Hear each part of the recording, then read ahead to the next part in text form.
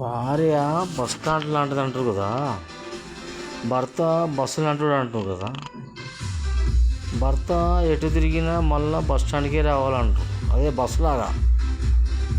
కానీ మరి బస్ స్టాండ్కు సంపాదన తెచ్చేది ఎవరో, బస్సా బస్ స్టాండా? అది తెలుసుకోండి, ముందు తెలుసుకున్నాక మాట్లాడండి. అయితే భర్తను చిన్న చూపు చేయకండి. ఒకటి చెప్తున్నా, బస్సు తిరిగి వస్తేనే మీ బస్ స్టాండ్కు సంపాదన. లేనిది మీరు బస్ స్టాండ్ పెట్టుకొని ఏం చేస్తున్నారమ్మా మీరు? వేస్ట్, అవన్నీ మాట్లాడకండి.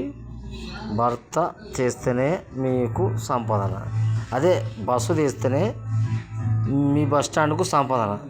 లేనిది మీరు ఉట్టి బస్ స్టాండ్ పెట్టుకొని దోమలు ఈగలు కొట్టుకోవడం కూర్చుంటారా?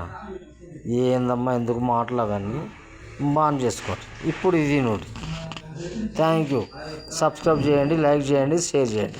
Thank you.